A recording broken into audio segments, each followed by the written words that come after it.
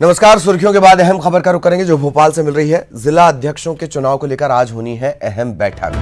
BJP मुख्यालय में ये बैठक होगी। संगठन के चुनाव को लेकर मंथन होगा।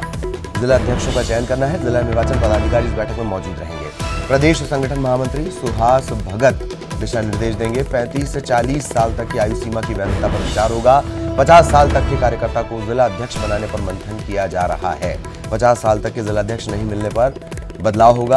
55 साल तक के कार्यकर्ता जिलाध्यक्ष बनाए जाएंगे। 30 नवंबर को तमाम जिलों की रायशुमारी होनी है और 2-3 दिन बाद जिलाध्यक्ष के नाम का ऐलान किया जाएगा। जिलाध्यक्षों की सूची बताई जाएगी। मनोज हमारे सहयोगी इस वक्त हमारे साथ जुड़े हुए हैं। मनोज, पूरी जानकारी, क्राइटेरिया फिक्स कर दिया गया है। हालांकि शिथिलता उसमें बड़ी लंबी चौड़ी है, बड़ी माथापच्ची होगी और ये जिला अध्यक्षों के चयन में। ललित, बिल्कुल मंडल अध्यक्ष को लेके बीते दिनों देखा गया था कि कितना घमासान बीजेपी के अंदर था और ये पूरा जो मामला था वो 35 से लेके 40 साल की उम्र का जो क्राइटेरिया संगठन ने रखा था उसको लेकर ये पूरा हंगामा हुआ था उस दौरान। और कई जगह से मांग उठी थी कि इस क्राइटेरिया को बदला जाए, क्योंकि मंडल अध्यक्ष जो है करीब 50 साल तक की उम्र के भी मिल रहे हैं और यही कारण था कि अभी भी कई मंडल अध्यक्षों का पेच फंसा हुआ है। लेकिन इस बीच में क्योंकि जिला अध्यक्षों के भी चुनाव होना है और यही कारण है कि जिला अध्यक्षों की उम्र को लेकर भी जो है अभी पेच फंसा हुआ है, क्योंकि लगातार जिलों से ये मांग आ रही है कि कई जिलों में 50 साल तक का कार्यकर्ता जो है जिला अध्यक्ष बनने के लिए तैयार है और वहां से नामों की यदि बात करें तो नाम भी इक्का दुक्का आ रहे हैं। ऐसे में उम्र को लेके अब मंथन जो है आज होगा और प्रदेश कार्यालय में एक अहम बैठक है जिसमें तमाम जिलों के निर्वाचन पदाधिकारी मौजूद रहेंगे और इसी बैठक में प्रदेश संगठन महामंत्री सुहास भगत मौजूद रहेंगे और दिशा निर्देश इस संबंध में दिया जाएगा। साथ में जो उम्र का क्राइटेरिया जो मंडल अध्यक्षों के लिए 35 से 40 तय किया गया था उस पर विचार किया जाएगा। और जो खबर अंदर से निकल कर आ रही है कि हर जिले में 50 साल तक के कार्यकर्ताओं को जिला अध्यक्ष बनाया जाएगा। साथ में यदि वहां पर 55 साल तक का कार्यकर्ता है तो उसको भी मौका दिया जाएगा। चलिए, बहुत बहुत शुक्रिया मनोज, लेकिन आप लगातार लाइन पर बने रहें। आगे भी आपसे हम एक और अहम खबर को लेकर चर्चा करेंगे। मनोज जिस तरीके से जानकारी दे रहे हैं, क्राइटेरिया व्यक्ति को देखते हुए, पद को देखते हुए बदला जाएगा, एक बात। दूसरी बात कि सत्ता में ना हो तो असंतुष्टि सड़कों पर चली आती है, ये भी एक बड़ी बात है। अगली अहम खबर भी भोपाल से ही। चुनावी जमावट की तैयारी है। मैदानी पुलिस अफसरों में बड़ा फेरबदल हो सकता है। नगरीय निकाय चुनाव से पहले ये फेरबदल होगा। 14 से ज्यादा पुलिस अफसरों को हटाने की तैयारी है। बीजेपी सरकार में ये पुलिस अफसर पदस्थ थे, तो मैदानी अमले में, चुनाव के मद्देनजर मैदानी अमले में बड़ी हेरफेर हो सकती है। मनोज लगातार हमारे साथ बने हुए हैं। मनोज, पूरी जानकारी। जी बिल्कुल, क्योंकि लगातार निकाय चुनाव की तारीख करीब आ रही है। यही कारण है कि अब जमावट भी शुरू हो चुकी है और यही कारण है कि एक बड़ा फेरबदल देखने को मिल सकता है। इसकी इस तैयारी भी की जा रही है और यही वजह सामने निकल के आ रही है कि जो मैदानी पुलिस अफसर हैं जो कि बीजेपी कार्यकाल के दौरान नियुक्त किए गए थे, जिनकी पोस्टिंग की गई थी, उनमें फेरबदल बड़ा जो है सरकार कर सकती है, क्योंकि जिस तरीके की बीजेपी मानसिकता के अधिकारियों की शिकायत लगातार सरकार के पास पहुंच रही है, तो सरकार एक बड़ा फेरबदल कर सकती है और 14 से ज्यादा पुलिस अफसर है उनकी जो है यहाँ पे ट्रांसफर हो सकते हैं, उनको बदला जा सकता है, जिसमें सागर आईजी सतीश सक्सेना, डीआईजी जो है BS Chauhan, DIG Hoshangabad R A Chaube, DIG Chhatarpur Anil Maheshwari, IG Balaghat KP Venkateswara Rao, IG Ujjain Rakesh Gupta भी इसमें शामिल है, डीआईजी रीवा अविनाश शर्मा भी शामिल है, शेडोल डीआईजी पीके उइके भी शामिल है। इसके अलावा बीजेपी सरकार के दौरान एसपी ग्वालियर नवीनीत भसीन को भी वहां पे पदस्थ किया गया था। इसी तरीके से भिंड एसपी रूडलोफ को भी किया गया था। एसपी रतलाम गौरव तिवारी जो कि छिंदवाड़ा एसपी थे, विवाद के बाद इनका रतलाम बीजेपी सरकार के दौरान ट्रांसफर किया गया था। एसपी निवाड़ जब नया जिला बना था मुकेश श्रीवास्तव को वहां पदस्थ किया गया था और सचिन अतुलकर जो कि अभी उज्जैन के एसपी, इनकी पोस्टिंग भी बीजेपी सरकार के दौरान हुई थी। तो इन पर विचार जरूर चल रहा है, लेकिन अब इनमें से किन किन अधिकारियों को जो है ट्रांसफर किया जाएगा, किनको फेरबदल किया जाएगा, ये देखने वाली बात होगी। लेकिन इससे पहले ही कल 40 इंस्पेक्टर के ट्रांसफर पुलिस मुख्यालय के स्तर पर कर दिए गए। तो चुनावी जमावट इसे हम कह सकते हैं, और मैदानी पुलिस कर्मियों पर, पुलिस अफसरों पर इस समय नजर है, और इनके ट्रांसफर भी होना तय माने जा रहे हैं। चलिए, बहुत बहुत शुक्रिया मनोज इस तमाम जानकारी के लिए। तो सहयोगी मनोज हमारे साथ जुड़े हुए थे। और अब शुरू करते हैं 80 खबर, 80 जिले, तेज रफ्तार खबरें। महाराष्ट्र के नए मुख्यमंत्री के तौर पर शिवसेना चीफ उद्धव ठाकरे ने मुंबई के शिवाजी पार्क में शपथ ली। राज्यपाल भगत सिंह कोश्यारी ने उद्धव ठाकरे को पद और गोपनीयता की शपथ दिलाई। उद्धव ठाकरे के साथ ही 6 और मंत्रियों ने पद और गोपनीयता की शपथ ली। शिवसेना से एकनाथ शिंदे, सुभाष देसाई, एनसीपी की तरफ से छगन भुजबल, जयंत पाटिल के साथ ही कांग्रेस की तरफ से बाबा साहेब थोराट और नितिन राउत ने शपथ ली। महाराष्ट्र सरकार के शपथ ग्रहण समारोह में रिलायंस इंडस्ट्रीज के चेयरमैन मुकेश अंबानी, एमएनएस प्रमुख राज ठाकरे के साथ ही एनसीपी चीफ शरद पवार, कांग्रेस नेता मल्लिकार्जुन खड़गे, कांग्रेस शासित कई राज्यों के मुख्यमंत्री, शिवसेना और एनसीपी के कई बड़े नेता शामिल रहे। कांग्रेस अध्यक्ष सोनिया गांधी और राहुल गांधी ने शपथ ग्रहण समारोह में शामिल न होने के लिए उद्धव ठाकरे को पत्र लिखकर खेद जताया। सोनिया ने कहा कि देश को बीजेपी से अप्रत्याशित खतरा है और महाराष्ट्र की नई सरकार से देश को नई दिशा मिलेगी। शपथ से ठीक पहले शिवसेना, कांग्रेस और एनसीपी ने मिलकर न्यूनतम साझा कार्यक्रम जनता के सामने रखा। इसके मुताबिक महाराष्ट्र विकास अघाड़ी युवाओं और किसानों पर फोकस करेगी। इसका मूल मंत्र होगा सभी का विकास, सभी को सुरक्षा। शपथ के बाद भी एनसीपी नेता अजीत पवार की भूमिका को लेकर सस्पेंस बना हुआ है। अजीत पवार ने मीडिया को बताया कि वो शपथ नहीं ले रहे। हालांकि अजीत पवार के डिप्टी सीएम बनने को लेकर भी कयासों का दौर जारी है। वहीं मुख्यमंत्री पद की शपथ लेने के बाद उद्धव ठाकरे ने पहली कैबिनेट बैठक की। कैबिनेट बैठक में उद्धव ठाकरे ने कहा कि ये सरकार आम जनता के लिए काम करेगी।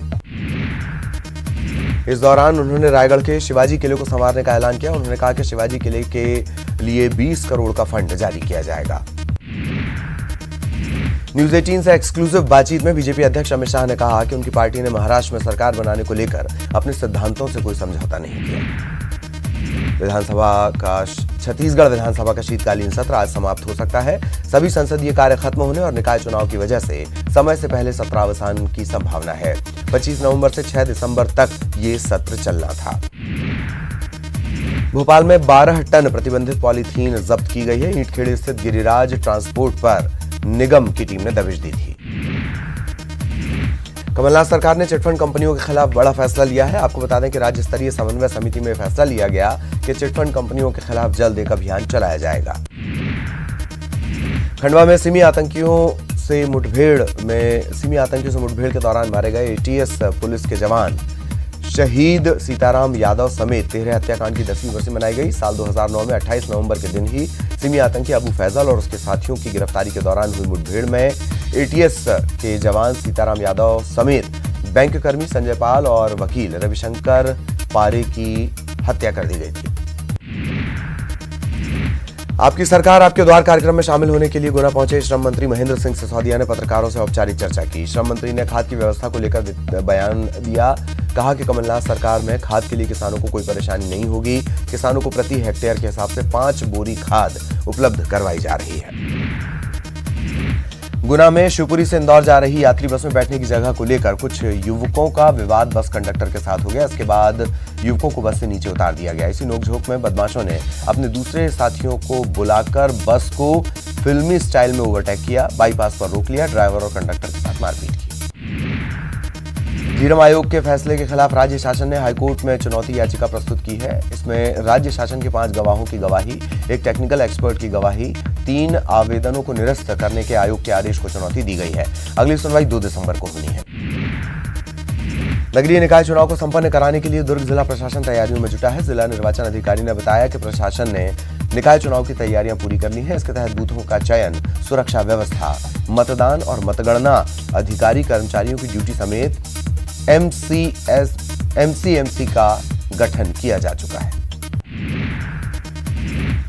दुर्ग में फर्जी ऋण पुस्तिका के माध्यम से अभियुक्तों की जमानत लेने की कोशिश करने के आरोपी को अदालत ने 12 साल की जेल की सजा सुनाई है। दहेज प्रताड़ना के मामले में आरोपियों की जमानत के लिए फर्जी ऋण पुस्तिका पेश की गई थी।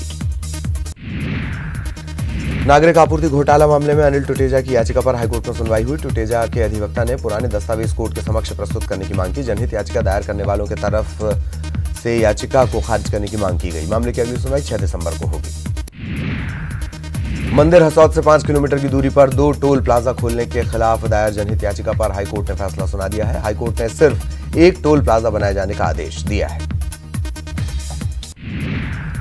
बस्तर में नगरीय निकाय चुनाव के लिए बीजेपी और कांग्रेस प्रत्याशियों के चयन की प्रक्रिया जारी है। कांग्रेस सैकड़ों की संख्या में पहुंचे आवेदनों की पड़ताल कर जीतने वाले प्रत्याशी की तलाश कर रही है, तो बीजेपी 5 कमेटी का गठन कर रही है जो वार्डों में सर्वे कर जिताऊ प्रत्याशी को खोज रही है। जगदलपुर के 48 वार्डों में होने वाले निगम चुनाव के लिए कांग्रेस और बीजेपी के बीच कड़ा मुकाबला है। नगरीय निकाय चुनाव में त्रिकोणीय मुकाबला भी हो सकता है। बीजेपी कांग्रेस के अलावा इस बार जोगी कांग्रेस भी चुनावी मैदान में है। हालांकि कांग्रेस का कहना है कि उनका मुकाबला बीजेपी से ही होगा। बीजेपी का कहना है कि जोगी कांग्रेस से वोट काटने का काम करेगी। इधर चौथी ताकत के रूप में बहुजन समाज पार्टी भी निकाय चुनाव में पूरे दमखम के साथ चुनावी मैदान में उतरने की बात कह रही है।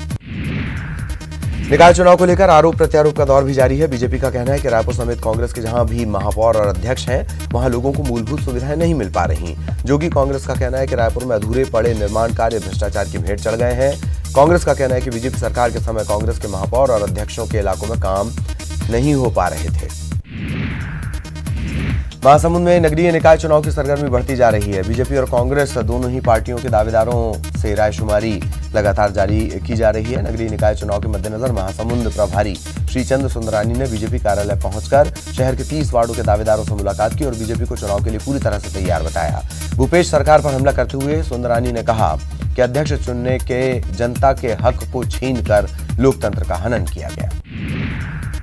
लोकसभा में जबरदस्त जीत के बाद भी बीजेपी में विधानसभा हार के बाद की आपसी खटास कम होने का नाम नहीं ले रही। मतभेद इतने बढ़ गए कि बीजेपी इस बार समय पर संगठन चुनाव भी नहीं करवा पाई है।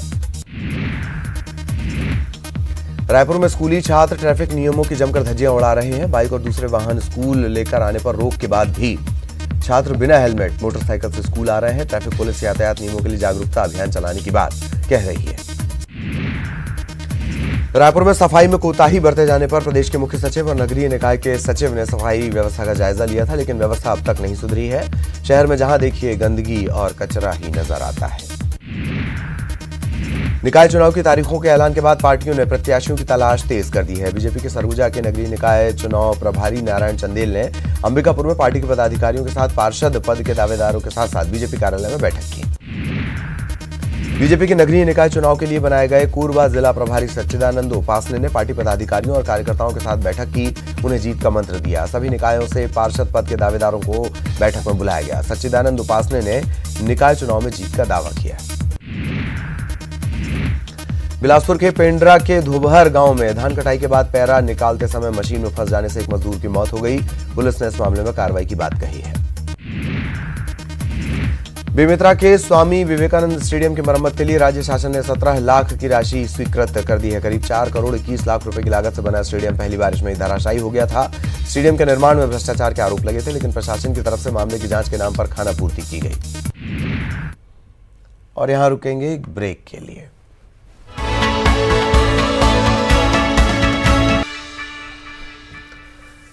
ब्रेक के बाद खबर शिवपुरी से एक ट्रक प्याज गायब हो गया। इसमें 25 लाख रुपए की कीमत का 40 टन प्याज भरा था। नासिक के व्यापारी की शिकायत पर शिवपुरी पुलिस ने इस ट्रक को तलाशा, लेकिन ट्रक से प्याज गायब मिला। व्यापारी ने ट्रक मालिक के खिलाफ मामला दर्ज करने का आवेदन दिया है। प्याज के आसमान छूते दाम से आम लोगों का दम निकल रहा है। हालांकि महंगाई से राहत के लिए भोपाल में 4 जगहों पर प्याज के स्टॉल लगे। 50 रुपए की जगह अब 70 रुपए किलो यहां प्याज मिलेगा। ये स्टॉल बिट्टन मार्केट में लगाए गए हैं। प्याज की बढ़ती कीमतों पर केंद्रीय खाद्य और आपूर्ति मंत्री रामविलास पासवान ने कहा कि दुनिया भर में कीमतें बढ़ रही हैं, इसीलिए भारत में इसका असर दिख रहा है। उन्होंने कहा कि 56,000 मीट्रिक टन प्याज केंद्र के पास बफर स्टॉक में था और इसमें से 50% खराब हो गया। प्याज की बढ़ती कीमतों को लेकर खाद्य मंत्री प्रद्युम्न सिंह तोमर ने केंद्र सरकार को जिम्मेदार ठहराया। मंत्री तोमर का कहना है कि मध्य प्रदेश सरकार प्याज की कालाबाजारी पर कंट्रोल कर रही है। पन्ना में 80 रुपए प्रति किलो प्याज बिक रहा है। पन्ना में प्रशासन के जरिए कोई भी प्याज का स्टॉल नहीं लगाया गया। आम लोगों को महंगाई की मार झेलनी पड़ रही है। ग्वालियर में भी प्याज के दाम से लोग परेशान हैं। ग्वालियर मंडी में इस वक्त प्याज 80 रुपए किलो के आसपास बिक रहा है। यही वजह है कि फुटकर बाजार से प्याज 90 से 100 रुपए किलो तक फुटकर में इसके दाम पहुंच रहे हैं। प्याज के बढ़ते भाव पर सीएम भूपेश बघेल ने केंद्र सरकार पर निशाना साधा। उन्होंने कहा कि आवश्यक वस्तु अधिनियम के तहत केंद्र सरकार को प्याज की कीमत पर काबू रखना चाहिए। केंद्र सरकार इस मामले में पूरी तरह से विफल हुआ है। न्यूज 18 के प्रोग्राम एजेंडा झारखंड में शिरकत कर रहे अमित शाह ने साध्वी पर पूछे गए सवाल के जवाब में कहा कि ऐसे बयानों से हम इत्तेफाक नहीं रखते। पार्टी ऐसे बयानों की घोर निंदा करती है। प्रज्ञा ठाकुर के खिलाफ बीजेपी के अंदर से भी आवाज उठने लगी है। पार्टी के वरिष्ठ नेता रघुनंदन शर्मा ने कहा कि साध्वी के खिलाफ कार्रवाई होनी चाहिए। बीजेपी में उनका बयान किसी भी सूरत में स्वीकार नहीं किया जा सकता। प्रज्ञा ठाकुर के बयान के विरोध में कांग्रेस ने गांधीवादी तरीके से धरना प्रदर्शन किया। विधायक आरिफ मसूद भोपाल के बुधवारा में धरने पर बैठे। मसूद ने कहा कि प्रज्ञा ठाकुर को टिकट ही गलत दिया गया था। नाथूराम गोडसे को देशभक्त बताने वाली बीजेपी सांसद प्रज्ञा ठाकुर चारों तरफ से घिर गई हैं। प्रज्ञा को रक्षा मंत्रालय की संसदीय समिति से निकाल दिया गया है। वहीं पार्टी की तरफ से भी कार्रवाई करने के संकेत मिले हैं। बीजेपी के कार्यवाहक अध्यक्ष जेपी नड्डा ने कहा कि संसद में प्रज्ञा का बयान निंदनीय है। बीजेपी कभी भी इस तरह का बयान या विचारधारा को समर्थन नहीं करती। पीएम मोदी भी इस बात से, इस बयान से नाराज बताए जा रहे हैं। प्रज्ञा के बयान को लेकर कांग्रेस नेता राहुल गांधी ने बीजेपी पर हमला बोला। राहुल ने कहा कि बीजेपी की असली विचारधारा गोडसे है, जो बार बार जुबान पर आ जाती है। गांधी नहीं, गोडसे भक्तों की पार्टी है बीजेपी। लोकसभा में प्रज्ञा ठाकुर के बयान पर हंगामा हुआ। कांग्रेस के साथ ही पूरे विपक्ष ने इस बयान पर गंभीर चिंता जाहिर करते हुए जबरदस्त हंगामा किया और सदन से वॉकआउट कर दिया। और बड़ी कार्रवाई के बाद भी नहीं सुधरती दिख रही हैं प्रज्ञा ठाकुर। ट्वीट कर उन्होंने सफाई दी, लेकिन गोडसे प्रेम से पीछे हटने को तैयार नहीं दिखती हैं। प्रज्ञा ने ट्विटर पर सफाई देते हुए कहा, मैंने बस नहीं सहा उधम सिंह का अपमान। प्रज्ञा के बयान पर बवाल को लेकर रक्षा मंत्री राजनाथ सिंह ने भी बयान दिया। उन्होंने कहा कि गोडसे को देशभक्त मानने की सोच की भी हम निंदा करते हैं। प्रज्ञा ठाकुर के लोकसभा में गोडसे के बयान का जिक्र करने पर सीएम कमलनाथ ने ट्वीट किया। जिक्र करते हुए ट्वीट किया। सीएम ने लिखा कि पीएम मोदी को साध्वी को माफ नहीं करना चाहिए। देश उन्हें इस बयान के लिए कभी माफ नहीं करेगा। उन्होंने लिखा कि गोडसे या गांधी, बीजेपी किसके साथ है ये साफ करे।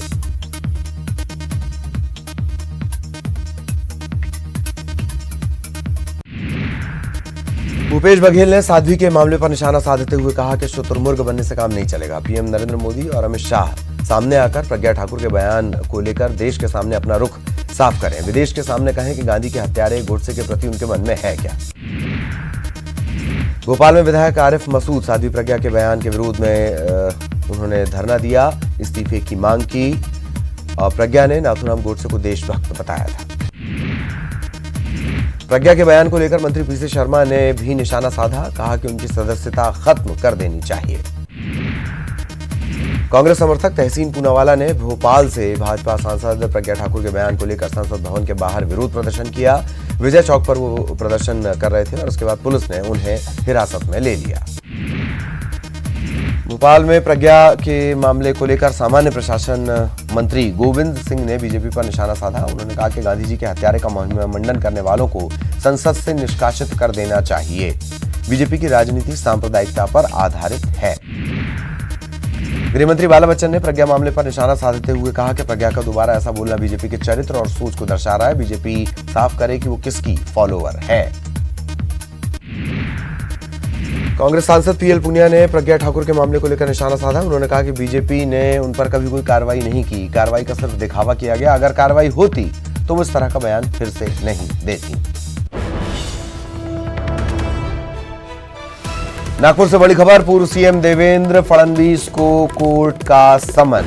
चुनावी हलफनामे में सूचनाएं छिपाने का ये पूरा मामला है। पुलिस ने फडणवीस के घर पर समन की तामील भी करवा ली है। 2 आपराधिक मुकदमों की सूचना छिपाने का आरोप उन पर है। नागपुर से विधायक हैं पूर्व सीएम फडणवीस और नागपुर के ही एक वकील ने ये याचिका दायर की है। जानकारी छिपाने का आरोप। 2 आपराधिक मुकदमों की सूचना उन्होंने नहीं दी थी अपने हलफनामे में।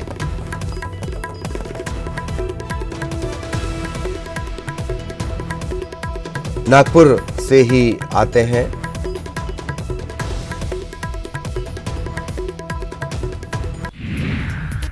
टीकमगढ़ में गोर के सरकारी कस्तूरबा छात्रावास की शिक्षिका ने हॉस्टल की छात्राओं को पीट कर अधमरा कर दिया। छात्राओं की हालत गंभीर है, अस्पताल में इन्हें भर्ती करवाया गया है।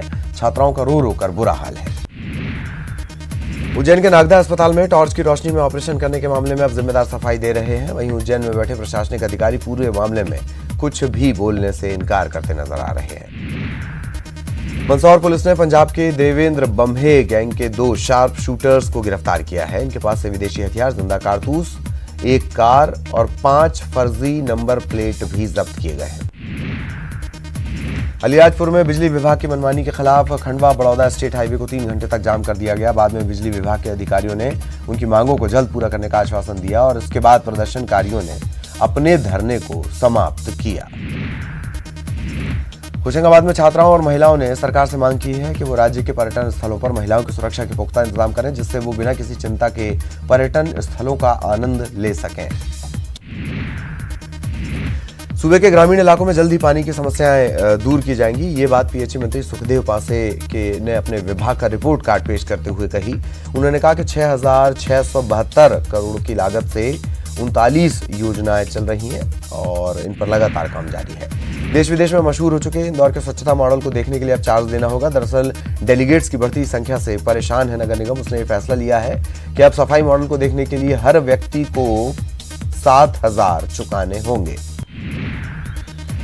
देश के 3 उत्कृष्ट थानों में बुरहानपुर के एजेके थाने का नाम भी शामिल हुआ है। 6 दिसंबर को पुणे में आयोजित कार्यक्रम में केंद्रीय गृह मंत्री, डीजीपी और थाना प्रभारी को इसके लिए सम्मानित किया जाएगा। देश के चुनिंदा 100 थानों के सर्वे के बाद बुरहानपुर पुलिस को यह सम्मान मिला है। जबलपुर में हुई एक शादी समाज के लिए मिसाल बन गई। दरअसल इस शादी में बड़े बड़े मेहमानों के अलावा मूक, बधिर छात्र, वृद्धाश्रम में रहने वाले बुजुर्ग, दृष्टिबाधित बच्चे इसमें बुलाए गए। इन सभी की जमकर मेहमान नवाजी भी की गई। महू में स्पाइक एंटी गाइडेड मिसाइल का सफल परीक्षण किया गया। इस दौरान army chief general Bipin Rawat भी मौजूद रहे। इस मिसाइल को इजराइल की राफेल एडवांस्ड डिफेंस सिस्टम ने तैयार किया है। सिंधिया ने एक बार फिर सीएम कमलनाथ को चिट्ठी लिखी है। ये चिट्ठी एक्सप्रेस वे प्रोजेक्ट में भिंड जिले को शामिल किए जाने को लेकर लिखी गई है। सिंधिया से पहले भी कई बार सीएम कमलनाथ को चिट्ठी लिख चुके हैं। ग्वालियर में खाद्य मंत्री प्रद्युम्न सिंह तोमर का सफाई अभियान लगातार जारी है। ग्वालियर के बहुड़ापुर इलाके में सार्वजनिक शौचालय की उन्होंने सफाई की है। सफाई के बाद मंत्री कोचिंग क्लास के लिए पहुंचे। वहां पर भी छात्रों को सफाई के सबक बताए। सीहोर के प्रभारी मंत्री आरिफ अकील ने रेत खनन को लेकर कंप्यूटर बाबा के धरने पर सवाल उठाया है। अकील ने कहा कि वो कैसे नर्मदा घाटों पर धरना पर बैठते हैं, उठते हैं। और इससे पहले खनिज मंत्री प्रदीप जायसवाल ने भी बाबा के धरने पर अपनी नाराजगी जाहिर की थी। जबलपुर में नकली इंजन ऑयल बनाने की फैक्ट्री पर पुलिस ने दबिश दी है। भारी मात्रा में ऑयल और केमिकल यहां से बरामद किया गया। पति पत्नी इस नकली फैक्ट्री को चला रहे थे। छतरपुर शहर के बस स्टैंड के पास न्यू इंडिया इंश्योरेंस बीमा कंपनी के ऑफिस से चोरों ने 2 लाख कैश पर हाथ साफ कर दिया। चोर सीसीटीवी की हार्ड डिस्क भी चुरा कर ले गए। शहर के बीचों बीच हाईवे पर चोरी की घटना होने से साफ जाहिर है कि चोरों के हौसले किस कदर बुलंद हो चले। और आपको याद दिला दें, आप अपना पसंदीदा चैनल न्यूज़ 18 मध्य प्रदेश छत्तीसगढ़ सिर्फ 10 पैसे में पूरे महीने देख सकते हैं। आज ही अपने डीटीएच या केबल ऑपरेटर से संपर्क करें या फिर ऑनलाइन सब्सक्राइब करें। और इस बुलेटिन में इतना ही। हमारी पहुंच आपकी ताकत है। मध्य प्रदेश और छत्तीसगढ़ की खबरों को देखने के लिए आप लॉग ऑन कर सकते हैं news18mpcg.com। फेसबुक पर जुड़े /news18mp /news18cg। ट्विटर हैंडल है @news18mp @news18cg। और आप लॉग ऑन भी कर सकते हैं news18mpcg.com पर। नमस्कार।